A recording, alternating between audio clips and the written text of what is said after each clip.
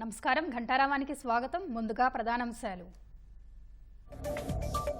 తిరుమలలో వైభవంగా జరిగిన చక్ర స్నానం, సాయంత్రం ధ్వజావరోహణంతో బ్రహ్మోత్సవాల ముగింపు.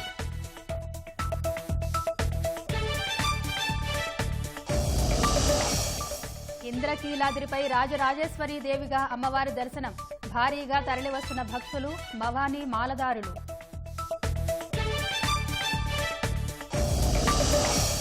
మద్యం దుకాణాల లైసెన్సుల కోసం 90,000 దరఖాస్తులు, 1800 కోట్ల ఆదాయం సమకూరుతుందని అంచనా.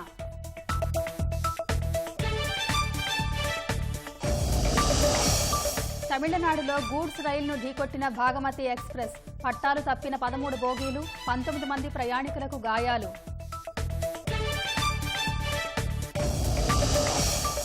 తిరుచి ఎయిర్ ఇండియా విమాన ఘటనపై విచారణ, హైడ్రాలిక్స్ సమస్యను తేల్చాలని డీజీసీఏకు రామ్మోహన్ ఆదేశం.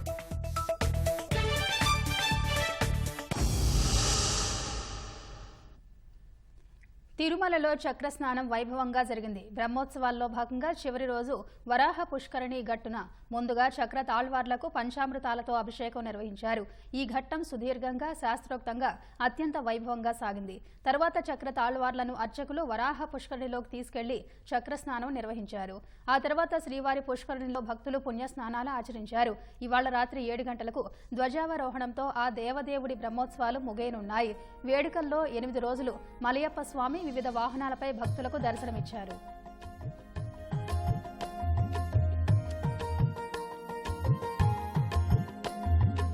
ఆనంద రూపా అచ్యుతా ఆద్యాంతరహిత పద్బాంధవా గోకుల నందన గోవింద గోవర్ధనోద్ధార గోవింద.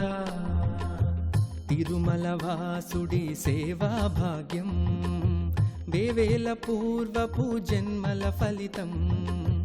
తిరుమల వాసుడి సేవా భాగ్యం వేవేల పూర్వపు జన్మల ఫలితం. ధరణీపతిని మనసారా కొలిచితే ధన్యము, స్వామిని పూజించుటకై చాలదు ఈ జన్మము. అభయహస్తమిచ్చు హరికి ఎన్నెన్నో సేవలు, దీన బాంధవునికి సకల దేవతార్చనలు. శ్రీనివాస గోవింద వెంకటేశ గోవింద ఏడుకొండల స్వామి గోవింద. శ్రీనివాస గోవింద వెంకటేశ గోవింద ఏడుకొండల స్వామి గోవింద.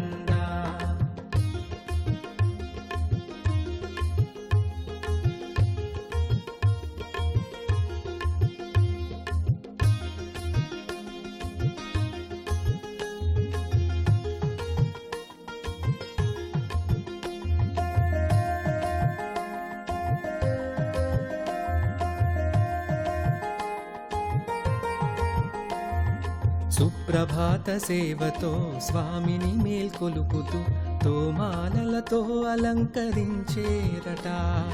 సహస్రనామార్చనంటే స్వామికి బహుప్రియమని విశేషార్చనలెన్నో చేసేరట. పద్మావతి ప్రియునకు జరుగు నిత్య కళ్యాణం, అంబరాన్ని మించినట్టి వైకుంఠుడి వైభోగం. ఊయలలో డోలికలు శ్రీపతికి ఆనందం, బ్రహ్మాండ నాయకునకు జరుగును బ్రహ్మోత్సవం. శ్రీనివాస గోవింద వెంకటేశ గోవింద ఏడుకొండల స్వామి గోవింద. శ్రీనివాస గోవింద వెంకటేశ గోవింద ఏడుకొండల స్వామి గోవింద. తిరుమల వాసుడి సేవా భాగ్యం వేవేల పూర్వపు జన్మల ఫలితం. తిరుమల వాసుడి సేవా భాగ్యం వేవేల పూర్వపు జన్మల ఫలితం.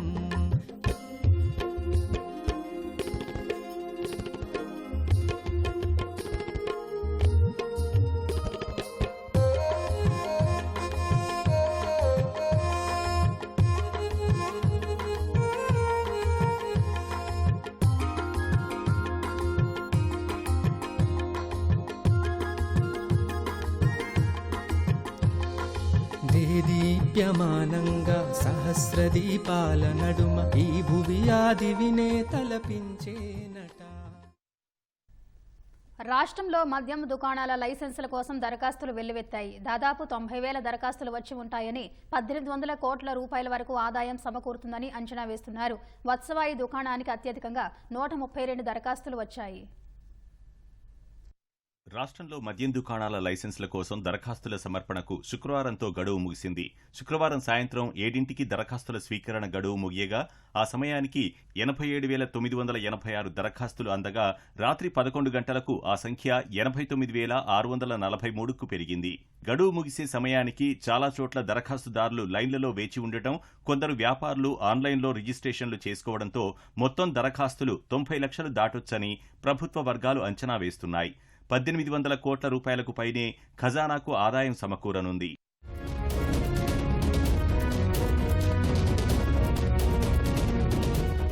రాష్ట్రంలో 2017 మార్చిలో చివరిసారిగా ప్రైవేట్ మద్యం పాలసీకి సంబంధించి నోటిఫికేషన్ విడుదలైంది. అప్పట్లో 4,380 మద్యం దుకాణాలకు నోటిఫికేషన్ ఇవ్వగా 76,000 దరఖాస్తులు వచ్చాయి. అంటే సగటున ఒక్కో దుకాణానికి 17 నుంచి 18 దరఖాస్తులు దాఖలయ్యాయి. దరఖాస్తులతో పాటు రిజిస్ట్రేషన్ రుసుముల రూపంలో అప్పట్లో ఎక్సైజ్ శాఖకు 474 కోట్ల ఆదాయం సమకూరింది. ఈసారి 3,396 దుకాణాలకు మాత్రమే ప్రభుత్వం నోటిఫికేషన్ ఇచ్చింది. అంటే 2017 కన్నా తక్కువ దుకాణాలకే నోటిఫికేషన్ ఇచ్చినా దరఖాస్తులు మాత్రం ఎక్కువ వచ్చాయి. ఆఖరి రోజునే 24,014 దరఖాస్తులు ప్రభుత్వానికి అందాయి.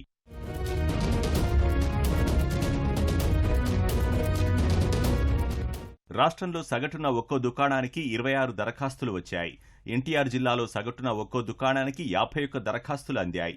ఎన్టీఆర్, ఏలూరు, గుంటూరు, తూర్పుగోదావరి, విజయనగరం జిల్లాల్లో పోటీ ఎక్కువగా ఉంది.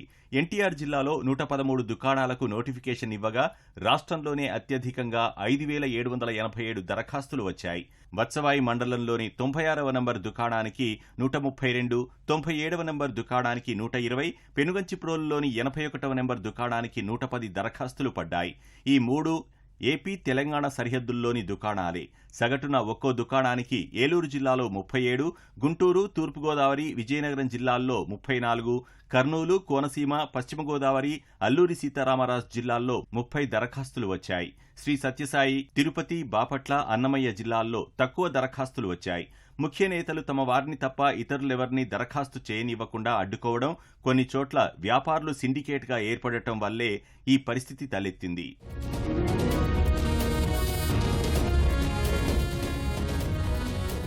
అక్టోబర్ 14న జిల్లాల కలెక్టర్లు, ఎక్సైజ్ శాఖ అధికారుల సమక్షంలో దరఖాస్తుల లాటరీ తీయనున్నారు. లాటరీ దక్కిన వారికి అక్టోబర్ 15న దుకాణాలు కేటాయిస్తారు. అక్టోబర్ 16 నుంచి రాష్ట్రంలో నూతన మద్యం విధానం అమల్లోకి రానుంది. ఇంద్రకీలాద్రిపై దసరా శరన్నవరాత్రి ఉత్సవాలు ముగింపు దశకు చేరుకున్నాయి. బెజవాడ దుర్గమ్మ రాజరాజేశ్వరి అలంకారంలో భక్తులకు దర్శనమిస్తున్నారు. భక్తుల సందడిని మా ప్రతినిధి కనకారావు ప్రత్యక్ష ప్రసారం ద్వారా అందిస్తారు.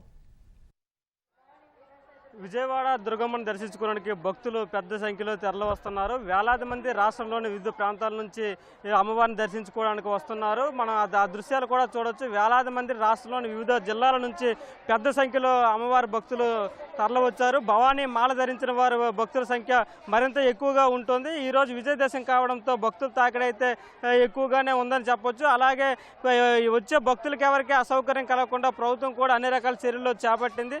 తాగునీరు ఇవన్నీ కూడా అందుబాటులో భక్తులకు ఉంచారు. అదేవిధంగా క్యూ లైన్లు కూడా ఎక్కడ వాళ్ళని అక్కడ నిలువరిస్తూ పంపిస్తున్నారు. ఇటువంటి తోపులాట కానీ ఇటువంటి ప్రజలకి భక్తులకి ఇబ్బంది లేకుండా చర్యలు అయితే పోలీసులు తీసుకున్నారనే చెప్పొచ్చు. ప్రస్తుతం మన ఆ దృశ్యాలు కూడా చూడొచ్చు. పెద్ద సంఖ్యలో వచ్చి క్యూ లైన్లో వేచి ఉన్న పరిస్థితి ఉంది. ఇప్పుడు కొంతమంది భక్తులు కూడా ఉన్నారు. వాళ్ళంతా కూడా అమ్మవారిని దర్శించుకోవడానికి విజయదశమి కావడంతో పెద్ద ఎత్తున వచ్చారు. వారిని అడిగి అమ్మవారిని దర్శించుకొని ఏ ప్రాంతం నుంచి వచ్చారు ఏంటని తెలుసుకుందాం. అమ్మ చెప్పండి, మీరు ఏ ప్రాంతం నుంచి వచ్చారు అమ్మవారిని దర్శించుకోవడం? విజయవాడ ప్రాంతం నుంచి. ఈరోజు విజయదశమి కావడంతో అమ్మవారిని దర్శించుకోవడం మీకు ఎలా అనిపిస్తుంది?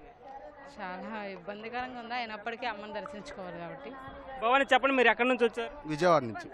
అదే అమ్మవారిని దర్శించుకోవడానికి ఈరోజు వచ్చారు. మీకు ఎలా అనిపిస్తుంది? దర్శనం ఎలా అంటే ఈ లైన్లో క్యూ లైన్లో ఎలా విడిచిపెడుతున్నారు? చాలా మంది ఉన్నారు ఈరోజు, చాలా జాగ్రత్తగా వెళ్ళాలి. మీరే ప్రాంతం నుంచి వచ్చారండి? మీరు అమ్మవారిని దర్శించి యానం నుంచి వచ్చాను. దుర్గమ్మని దర్శించుకోవడానికి వచ్చారు, మీరు మాల ధరించారు. అసలు ఇది ఏంటి ఈరోజు ప్రత్యేకత ఏంటి? అసలు ఖాళీ లేదని పొద్దున్న 3 గంటల నుంచి ఉన్నాం లైన్లో. అప్పటి నుంచి అప్పుడు వచ్చేవాడిని బయటకు. చాలా రద్దీగా. మీరు ఏ ప్రాంతం నుంచి వచ్చారండి అమ్మవారిని దర్శించుకోవడం? తెలంగాణ నుంచి వచ్చామండి. అమ్మవారి దర్శనం చేసుకోవటానికని వచ్చాము. బాగా అయింది దర్శనం. పోలీస్ డిపార్ట్మెంట్ బాగా చేస్తున్నారు, బాగుందండి. భక్తులకి ఎటువంటి అసౌకర్యం కలగకుండా చర్యలు ఏమైనా తీసుకున్నారా? తాగునీరు కానీ ఇవన్నీ? మంచినీళ్ళు అన్నీ ఎక్కడికెక్కడ సౌకర్యాలు అన్నీ బాగున్నాయండి, బాగా చేస్తున్నారు. ఇది ప్రభుత్వ ఏర్పాట్లపైన అయితే భక్తులు సంతృప్తి వ్యక్తం చేస్తున్నారు. రాష్ట్రంలోని వివిధ ప్రాంతాల నుంచి దుర్గమ్మను దర్శించుకోవడానికి పెద్ద ఎత్తున భక్తులు విజయవాడకు చేరుకున్నారు. సాధారణ భక్తులతో పాటు అమ్మవారి మాల ధరించిన భక్తులు వేలాది మంది అమ్మవారిని దర్శించుకోవడానికి వచ్చారు. ఈరోజు విజయదశమి కావడంతో భక్తుల తాకిడి మరింత ఎక్కువగా ఉందనే చెప్పొచ్చు. ఇది ప్రస్తుతం విజయవాడ దుర్గగుడి దగ్గర ఉన్న పరిస్థితి. కెమెరామెన్ స్వామితో కనకారా, ఈటీవీ న్యూస్, విజయవాడ నుంచి. Over to studio. తమిళనాడులో భాగమతి ఎక్స్ప్రెస్ లూప్ లైన్లోకి వెళ్లి గూడ్స్ రైలును ఢీకొట్టింది. 75 కిలోమీటర్ల వేగంతో ఆగి ఉన్న గూడ్స్ రైలును ఢీకొట్టగా ప్రమాదం ధాటికి భాగమతి ఎక్స్ప్రెస్కు చెందిన 13 బోగీలు పట్టాలు తప్పాయి. పార్సిల్ వ్యాన్తో పాటు ఒక ఏసీ బోగీలో మంటలు చెలరేగాయి. ఈ ప్రమాదంలో 19 మందికి గాయాలయ్యాయని, ఎవరూ మృతి చెందలేదని రైల్వే బోర్డు ప్రకటించింది. తమిళనాడులో శుక్రవారం రాత్రి భారీ రైలు ప్రమాదం చోటు చేసుకుంది. మైసూరు నుంచి తమిళనాడు, ఆంధ్రప్రదేశ్, తెలంగాణ మీదుగా దర్భంగా వెళ్లాల్సిన భాగమతి ఎక్స్ప్రెస్ తమిళనాడులోని తిరువళ్లూరు జిల్లా కవరైపెట్టై రైల్వే స్టేషన్ సమీపంలో గూడ్స్ రైలును ఢీకొంది. ఈ ఘటనలో భాగమతి ఎక్స్ప్రెస్ కు చెందిన 13 కోచ్లు పట్టాలు తప్పాయి. కొన్ని చెల్లాచెదురుగా పడిపోగా మరికొన్ని ఒకదానిపై మరొకటి ఎక్కాయి. సమీప గ్రామాల్లోని ప్రజలు, వివిధ శాఖల సహాయక సిబ్బంది హుటాహుటిన వచ్చి సహాయక చర్యలు చేపట్టారు. గూడ్స్ రైలును ఢీకొన్నప్పుడు ముందు భాగంలో అన్ని ఏసీ కోచ్లే ఉండడం వల్ల వాటిలో ఉండే ప్రయాణికులు గాయపడ్డారు. వారందరినీ సమీపంలోని ఆసుపత్రులకు తరలించారు. అయితే ప్రమాదంలో ప్రయాణికులెవ్వరూ మరణించలేదని దక్షిణ రైల్వే ప్రకటించింది.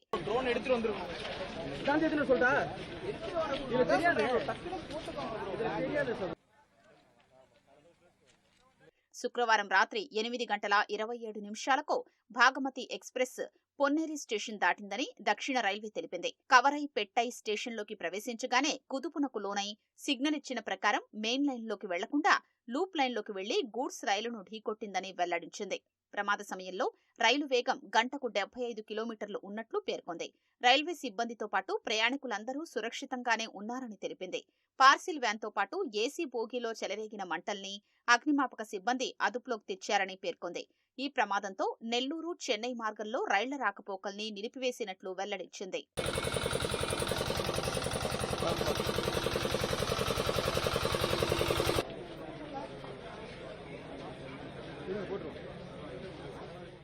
ప్రమాదం పట్ల విచారం వ్యక్తం చేసిన తమిళనాడు ముఖ్యమంత్రి స్టాలిన్ సహాయక చర్యల్ని పర్యవేక్షిస్తున్నానని తెలిపారు. ప్రయాణికుల్ని చెన్నైకు తరలించిన అధికారులు అక్కడి నుంచి గమ్యస్థానాలకు చేర్చేందుకు ప్రత్యేక రైలు ఏర్పాటు చేశారు. తమిళనాడు ఉప ముఖ్యమంత్రి ఉదయనిధి స్టాలిన్ ఆసుపత్రికి వెళ్లి క్షతగాత్రుల్ని పరామర్శించారు. తమిళనాడులో ఎయిర్ ఇండియా ఎక్స్ప్రెస్ విమాన ఘటనపై దర్యాప్తు చేపట్టాలని పౌర విమానయాన నియంత్రణ సంస్థ డీజీసీఏను పౌర విమానయాన శాఖ మంత్రి రామ్మోహన్ నాయుడు ఆదేశించారు. తిరుచి విమానాశ్రయం నుంచి ఎయిర్ ఇండియా ఎక్స్ప్రెస్ 141 మంది ప్రయాణికులతో శుక్రవారం సాయంత్రం 5 గంటల 40 నిమిషాలకు బయలుదేరింది. గాల్లోకి ఎగిరిన కాసేపటికే హైడ్రాలిక్స్లో సమస్య కారణంగా చక్రాలు లోనికి ముడుచుకోలేదు. ల్యాండ్ చేయలేని పరిస్థితి నెలకొనడంతో 2 గంటల పాటు ఆకాశంలోనే చక్కర్లు కొట్టింది. ఇంధనం తగ్గిన తర్వాత రాత్రి 8 గంటల 15 నిమిషాలకు పైలట్లు తిరిగి విమానాన్ని తిరుచి విమానాశ్రయంలోనే సురక్షితంగా దించారు. హైడ్రాలిక్స్ సమస్యకు కారణాన్ని గుర్తించాలని కేంద్ర మంత్రి డీజీసీఏకు సూచించారు. శుక్రవారం సాయంత్రం 6 గంటల 5 నిమిషాలకు అత్యవసరం ప్రకటించగానే ఎయిర్పోర్ట్ సిబ్బంది, అత్యవసర బృందాలు వేగంగా స్పందించి అవసరమైన చర్యలు తీసుకున్నాయని తెలిపారు. ఆ సంప్రదాయ ఉత్సవంలో హింస చెలరేగి ఎంతో మంది గాయాల పాలవుతారు. అయినా ఆచారంగా వస్తున్న వేడుకని అక్కడి ప్రజలు ఆపరు.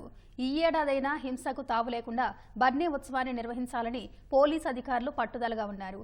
ఈ నేపథ్యంలోనే కర్నూలు జిల్లా దేవరగట్టులో కర్రల సమరానికి సర్వం సిద్ధమైంది.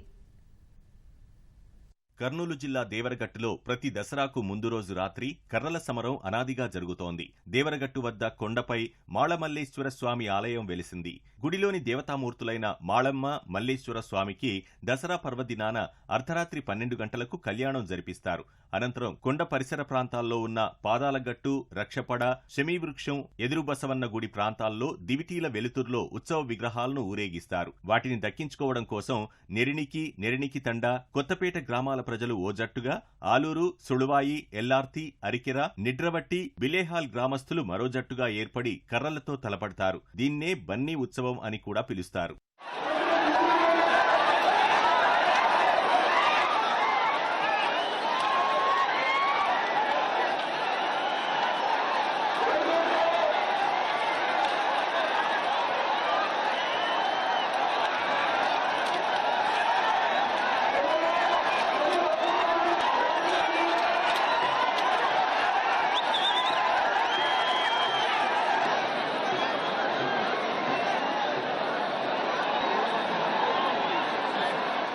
కొట్టుకోవడానికి ఎవరు రారండి. అప్పుడు అడవి ప్రాంతం కాబట్టి వెలుతురు కొరకు దివిటీలు, రక్షణ కొరకు కట్టెలు తీసుకుపోయి మా దేవుని కార్యక్రమాలు చేసుకుని వచ్చేవారు.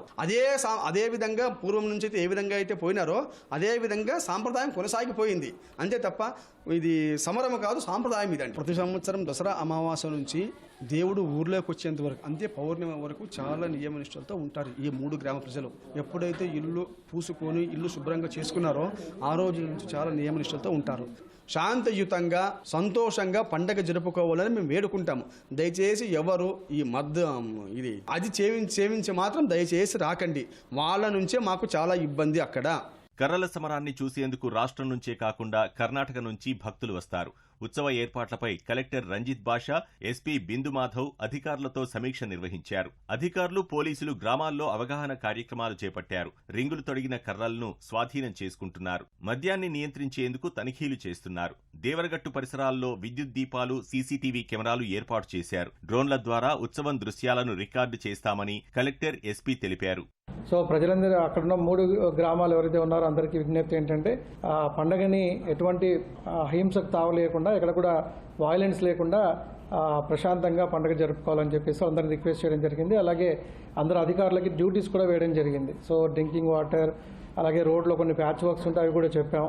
సో ఇది కాకుండా ఆల్ అదర్ యాక్టివిటీస్ అన్నీ కూడా లాస్ట్ టైం ఎలాగైతే చేశామో ఎవరి ఎలాగైతే జరుగుతుందో అన్నీ ఖచ్చితంగా జరిగేటట్టుగా అందరికి ఇన్స్ట్రక్షన్స్ ఇవ్వడం జరిగింది. మేజర్గా 3 విలేజెస్ నరణికి తాండ, కొత్తపేట 3 విలేజెస్ ప్రజలు, అట్లానే మొత్తం 24 గ్రామాల ప్రజలు పాల్గొంటారని చెప్పారు.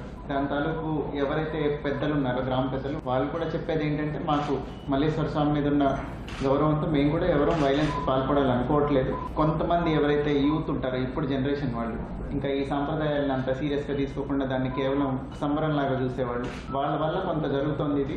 అది కూడా ఈసారి కంట్రోల్ చేస్తామండి అని మాట ఇచ్చారు. వాళ్ళంతటా వాళ్ళని నియంత్రించుకొని దాన్ని సంబరంలాగా చేసుకుంటే ఎక్కువ కాలం పాటు పండుగ జరుపుకోవడానికి అవకాశం ఉంటుంది. ఖచ్చితంగా 4 వీలున్నంత వరకు 6 డ్రోన్స్ పెడతాము ఆ 6 కిలోమీటర్స్ రూట్లో. సో దట్ మొత్తం అంతా రికార్డెడ్ ఉంటుంది. బన్నీ ఉత్సవాల్లో హింసను అరికట్టాలని న్యాయస్థానాలు ఆదేశాలు జారీ చేసినా ఫలితం లేకుండా పోతోందని, అధికారులే దగ్గరుండి ఉత్సవాలు నిర్వహిస్తున్నారని ప్రజా సంఘాలు మండిపడుతున్నాయి. ప్రకృతి వ్యవసాయంలో ఏపీ రైతులు వినూత్న విధానాలు అనుసరించి మంచి లాభాలు ఆర్జిస్తున్నారని నీతి ఆయోగ్ సభ్యులు రమేష్ చంద్ అన్నారు. దేశవ్యాప్తంగా ఈ విధానాలు అమలయ్యేలా చూడాలని ప్రధానమంత్రి నరేంద్ర మోదీకి సూచిస్తామని ఆయన తెలిపారు. గుంటూరు జిల్లా మంగళగిరి, దుగ్గిరాల, తాడేపల్లి మండలాలలో నీతి ఆయోగ్ సభ్యులు రమేష్ చంద్ శాస్త్రవేత్తలు పర్యటించారు. నూతక్కిలో కళ్లం శ్రీనివాసరెడ్డి నూతన విధానంతో చేసిన సాగును కేంద్ర బృందం పరిశీలించింది. రసాయన, సేంద్రియ ఎరువులు వినియోగించకుండా ప్రకృతి సంబంధమైన విధానంతో శ్రీనివాసరెడ్డి అరటి, పసుపు, కూరగాయల పంటలు పండించే విధానం పరిశీలించారు. ఇది చాలా సురక్షితమైన విధానమని కేంద్ర బృందం కొనియాడింది. దుగ్గిరాల మండలం రేవేంద్రపాడులో సేంద్రియ వ్యవసాయ విధానంతో పండిస్తున్న వరి పంటలను సైతం వారు పరిశీలించారు. Any method of farming that does not make use of agrochemical, we can put that in the class of natural farming. At the root development in natural farming and in the other system of farming, there is lot of difference. The root spread, root length, root biomass is much higher in natural farming than in chemical farming. And healthy root system means plant will be healthy, there will be more yields, there will be better quality, there will be better taste, and as a result, if consumer is aware of these kind of qualities, he or she would also like to pay higher price. America సహా యూకేలోని చాలా ప్రాంతాల్లో అద్భుత దృశ్యం ఆవిష్కృతమైంది. గగనసీమలో కనువిందు చేసిన రంగురంగుల అరోరాలు చూపర్లను కట్టిపడేశాయి. కొన్ని గంటల పాటు ఆకాశంలో సాక్షాత్కరించిన రంగురంగుల కాంతులను చూసిన ప్రజలు ఊహాలోకంలో తేలిపోయారు. సూర్యుని అయస్కాంత క్షేత్రం ప్రస్తుతం 11 సంవత్సరాల చక్రంలో గరిష్ట స్థాయికి చేరుకోవడంతో ఏర్పడుతున్న సౌర తుఫాన్ల ఫలితంగా అరోరాలు కనిపిస్తున్నాయి. ఈ నెలలో సూర్యుడి నుంచి 2 బలమైన సౌర తుఫాన్లు సంభవించాయి. అందులో ఒకటి 2017 నుంచి ఇప్పటి వరకు సంభవించిన వాటిలో అతిపెద్దదని శాస్త్రవేత్తలు తెలిపారు.